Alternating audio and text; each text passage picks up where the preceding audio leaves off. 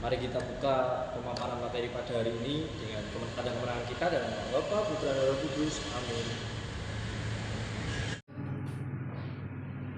Selamat pagi Romo, Suster, dan teman-teman. Saya ingin menjelaskan pengantar Injil Markus. Injil Markus merupakan Injil yang paling pendek dan secara sepintas hampir semua bahan dalam Injil Markus muncul di Injil Matius dan Injil Lukas.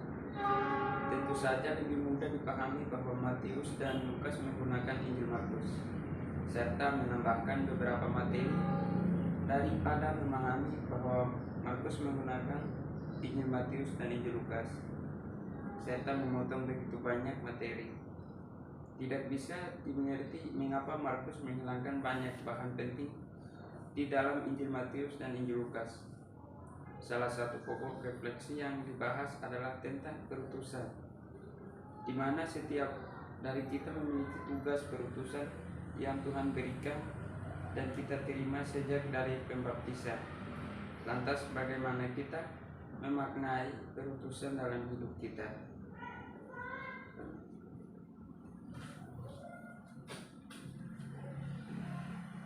Bacaan dari Injil Markus bab 6 ayat 6b sampai 13. Lalu Yesus berjalan keliling dari desa ke desa sambil mengajar. Ia memanggil ke-12 murid itu dan mengutus mereka berdua-dua.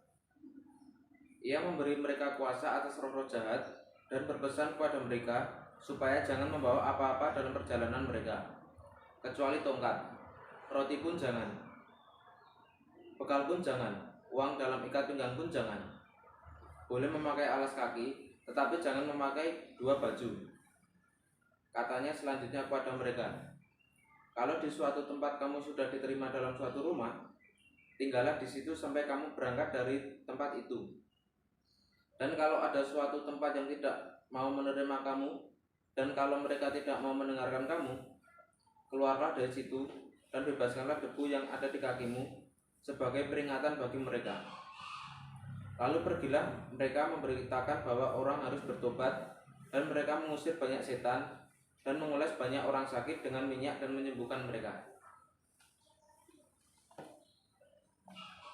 Dari perikop yang diambil memiliki tema tentang kesiapan untuk diutus.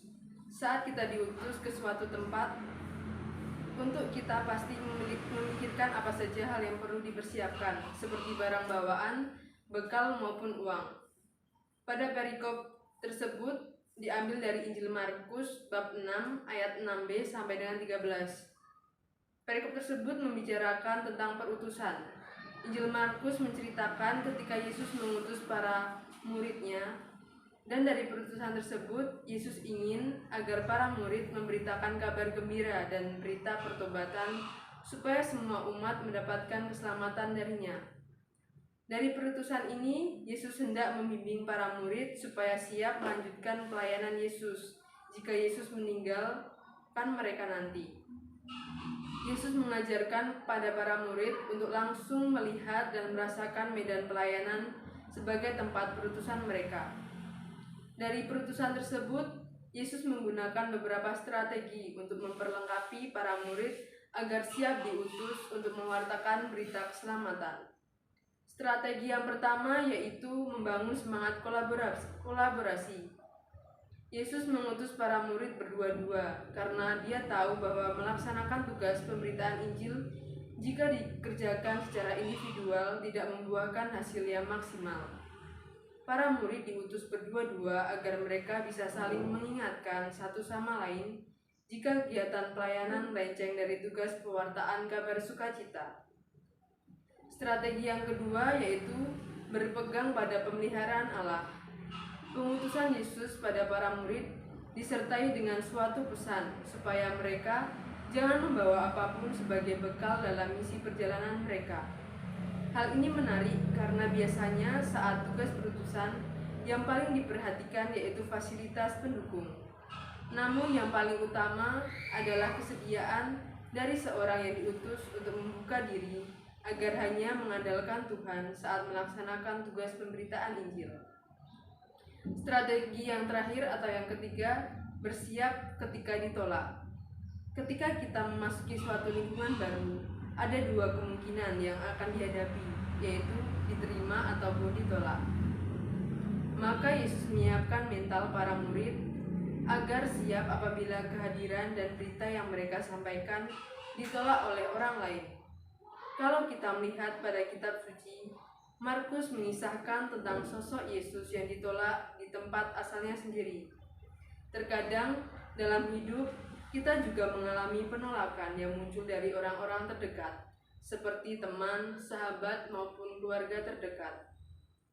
Walaupun begitu, kita tidak perlu marah, kecewa, dan menyerah. Suara kenabian harus kita gemakan terus-menerus dimanapun kita berada.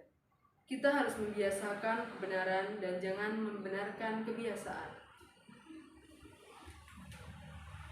Kesimpulan, dalam melaksanakan tugas perutusan pemberitaan Injil, Yesus mengajarkan bahwa dalam menjalankan tugas para murid diperintahkan untuk terjun langsung ke medan pelayanannya. Beberapa strategi Yesus untuk melengkapi para murid, yaitu 1. Membangun semangat kolaborasi. 2. Bersandar pada pemeliharaan Allah. 3. Bersiap ketika ditolak. Yang terpenting adalah kita harus semangat dalam melaksanakan tugas pemberitaan Injil, karena ada banyak orang yang menunggu kehadiran kita untuk mendapatkan kabar sukacita dari kesulitan yang mereka hadapi.